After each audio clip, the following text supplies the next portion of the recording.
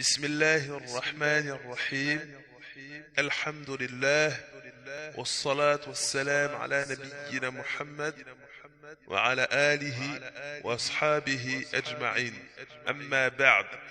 La tombe, la tombe, la tombe.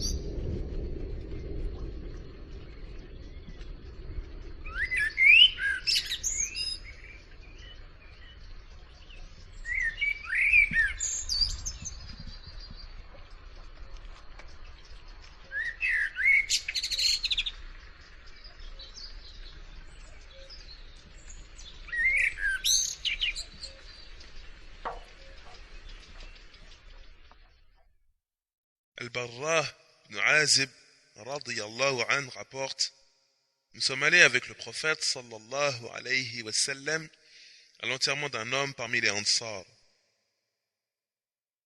Arrivé au cimetière, la tombe n'avait pas fini d'être creusée. Le prophète sallallahu alayhi wa sallam s'assit et nous nous assîmes autour de lui. Nous avions l'impression d'avoir des oiseaux au-dessus de nos têtes. C'est-à-dire qu'ils étaient immobiles de concentration. Le prophète sallallahu alayhi wa sallam tenait une baguette dans sa main avec laquelle il creusait le sol. Alors, il leva la tête et dit: invoquez Allah, le Très-Haut, contre les tourments de la tombe, contre les châtiments de la tombe, à 2 ou 3 reprises. Puis il dit: au moment où le croyant se sépare de ce monde et se dirige vers l'au-delà, des anges du ciel, au visage clair comme le soleil, descendent avec un linceul parmi les linceuls du paradis, et un parfum parmi les parfums du paradis. Et ils s'installent à la limite de son champ visuel. Puis, l'ange de la mort, alayhi salam, vient, se met près de sa tête et dit: ô âme heureuse, sors vers le pardon et la satisfaction d'Allah. Il dit ensuite: elle sortira comme de l'eau qui coule d'un réservoir. Ils la recueilleront sans la lui laisser un seul instant. Ils la prendront et la mettront dans le linceul, puis la parfumeront. Elle en sortira avec la meilleure odeur de musc qui ait existé sur terre. Il dit ensuite: on l'élèvera aux cieux, et sur son passage, chaque groupe d'anges qu'ils rencontreront s'exclameront: quelle est cette bonne âme? Ils répondront: il s'agit de un tel, fils de un tel, en le nommant par le plus beau des noms qu'il avait dans ce monde. Jusqu'à ce qu'ils arrivent au ciel le plus proche. Et à ce niveau, ils demanderont qu'on leur ouvre, ce qui sera fait. Les anges de chaque ciel l'accompagneront jusqu'au ciel suivant, jusqu'à ce qu'il soit conduit au 7e ciel. Allah, le Tout-Puissant, dira alors: inscrivez sur le registre de mon serviteur l'endroit le plus haut et le plus noble. Puis, ramenez-le sur terre. C'est de la terre que je les ai créés, c'est à elle que je les renvoie, et c'est d'elle que je les ferai sortir une autre fois.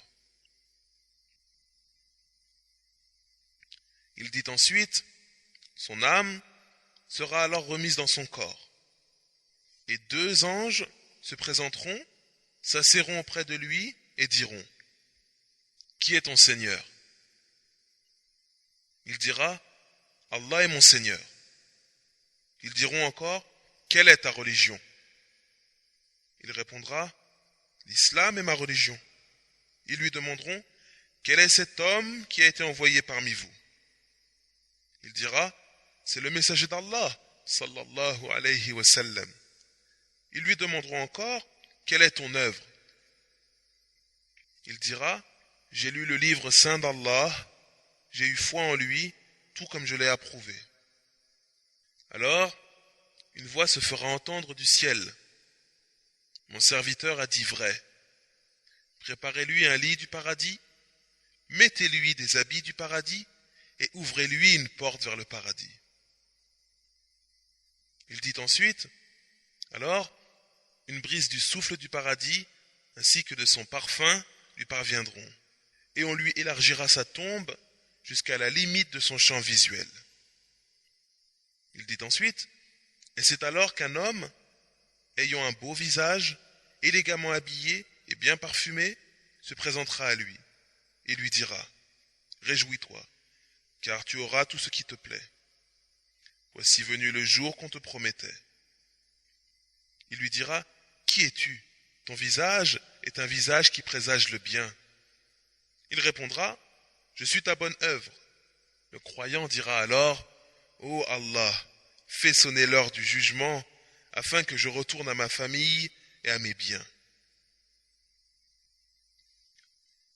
Quant aux mécréants,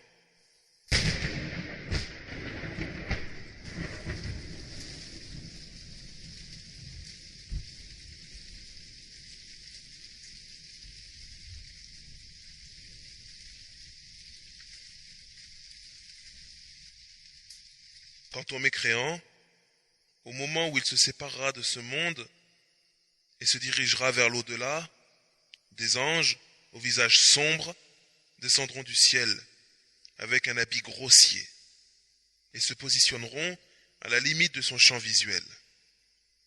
Alors, l'ange de la mort viendra se placer près de sa tête et dira, sors, ô âme affreuse, sors vers la fureur d'Allah et sa colère. Il dit ensuite, son âme se dispersera dans tout son corps. Et l'ange de la mort la tirera comme on tire la broche de la laine trempée. Après l'avoir recueillie, ils ne la lui laisseront pas un seul instant. Ils la prendront et la mettront dans l'habit grossier. Elle en sortira exhalant l'odeur du cadavre la plus fétide qui ait existé sur terre. Ils l'amèneront vers le ciel, et à chaque fois qu'ils traverseront un groupe d'anges, ils demanderont, quelle est cette âme affreuse?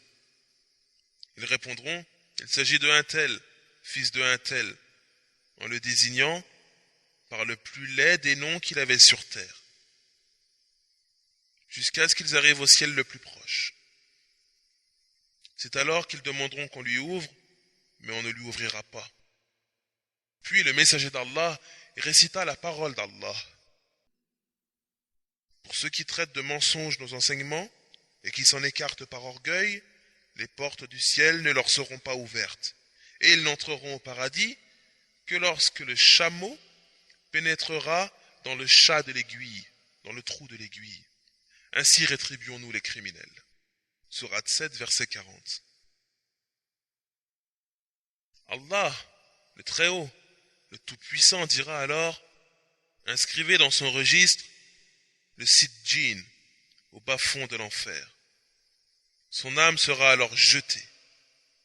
Et le prophète, sallallahu alayhi wa sallam, récita la parole d'Allah. ومن يشرك بالله فكأنما خر من السماء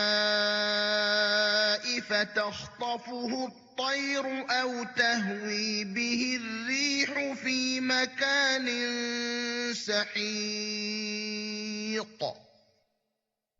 Quiconque associe à Allah, c'est comme s'il tombait du haut du ciel et que les oiseaux le happaient, ou que le vent le précipitait dans un abîme très profond. Sourate 22, verset 31. Son âme sera remise dans son corps.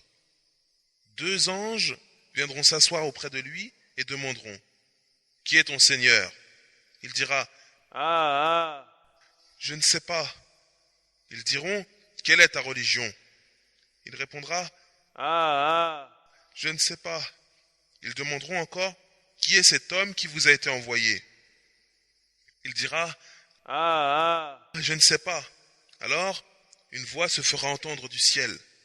Parce qu'il a dénié l'islam, préparez-lui un lit de l'enfer et ouvrez-lui une porte vers l'enfer. sa chaleur lui parviendra, ainsi que son souffle brûlant. Et sa tombe se resserrera au point où ses côtes se briseront. Un homme au visage laid, mal habillé, exhalant une mauvaise odeur, viendra et lui dira: réjouis-toi de ce qui va t'affliger. Voici le jour qu'on te promettait. Le mécréant dira: qui es-tu? Ton visage est un visage de mauvais augure.